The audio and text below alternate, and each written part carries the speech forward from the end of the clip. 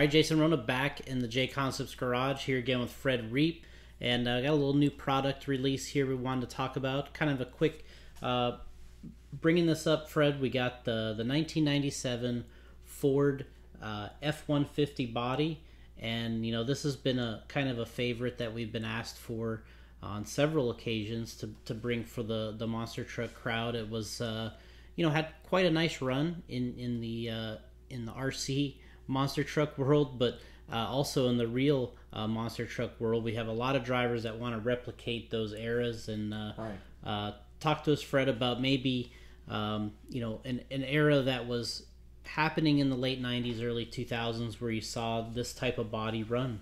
Yeah, the Penda series back in the day, you started to see the introduction in the 97 with the brand new Ford body style here. A very popular body style back in the day. It kind of gave more of an aerodynamic shape to the look of the truck. Dan Runny was very successful running this body in the Bigfoot trucks, and it's long lost as far as in the RC world, and now it's nice to see it back again with the JConcepts version. Yeah, I mean, like you said, there was a lot of trucks used this body during that time period, but of course, in that era, the Bigfoot guys were first out with it. Fiberglass version. They had many famous and really nice looking paint schemes. In fact, we did one for ourselves. Dark Side Designs kind of painted one up for us for some photos. We did the Firestone Wilderness. Really a cool looking body. Of course, you talked about Dan Runty driving the pink and teal truck that had the paint scheme, and talk to us a little bit about what you saw, kind of going from one generation to the next. I mean, your truck, Bigfoot 4, that was an 87 body style. Right. Then we kind of skipped ahead. We went to the 92, the arrow nose they called it, and then we got into this generation, and I think it was really a whole new body style. It was a whole new look, and actually Ford was transitioned to run this body. There was some alterations to the roll cage to make this thing fit. Again, it's that more aerodynamic slanted back cab design that gave it more of that racy look. And this was a very popular body. I know Gunslinger ran it back in the day as well. Again, he liked it because it had that racy type look. Ford fans loved it. That it's just that a whole new, throw out the old book, the updates. Great trucks back in the day, but the new fresh 97 design is where it was at back then. Yeah, I mean, this, in that time frame, I'm not sure exactly how they're doing it today, but it seemed like there was a 4 or 5 year run that they would go with, a certain body style, and then there would be the change. The 87, went 87, 91, and 92, we got the new arrow nose, but it was only a front clip.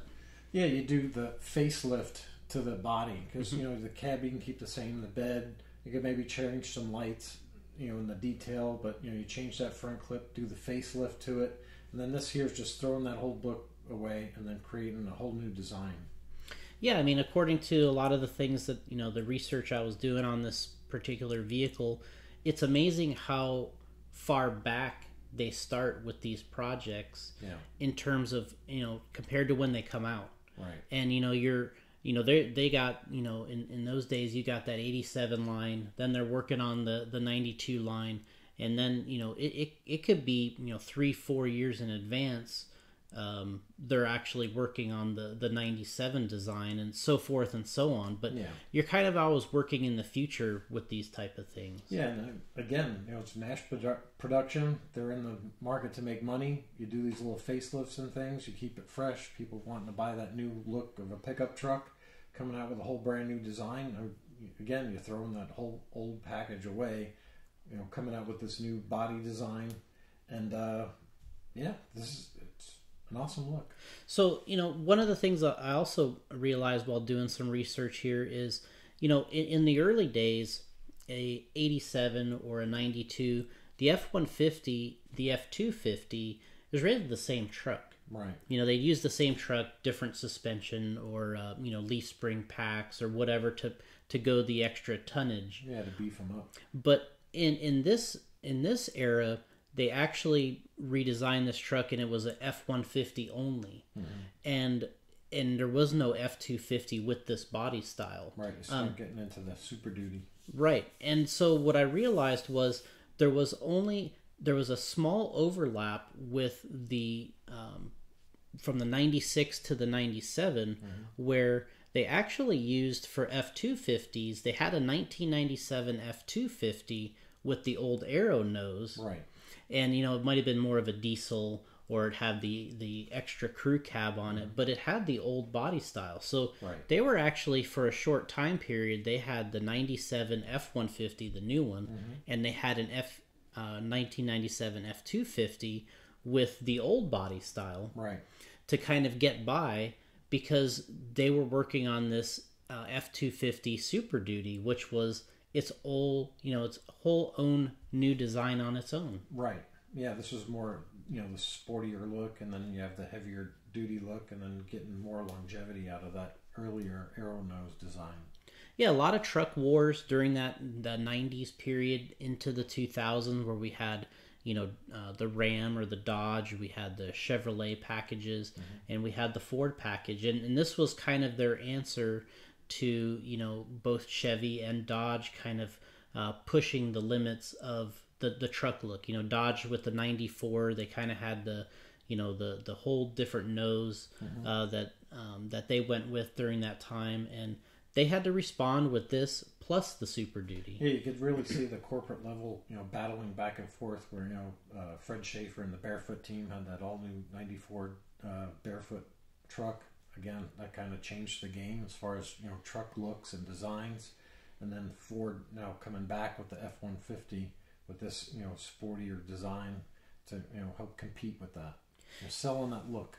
Yeah, and what I noticed also was was so popular 80s 90s was the single cab. I think for a long time trucks were a front bench seat, and there was no cab behind there. I mean, you went behind and you were touching the back of the cab. Right. And then now with all the roomier designs, you have that cab and a half, or the full four-door effect.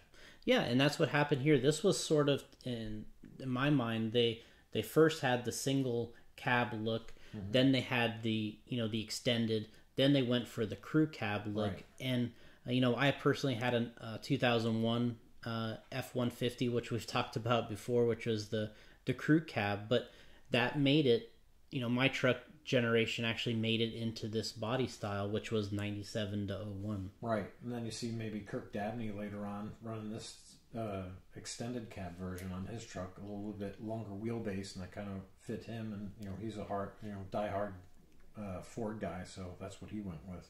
Yeah, so a lot of requests for this style body, and of course over the years we've been all over the place with the wheelbases and widths and all that, because there's so many different trucks. Right.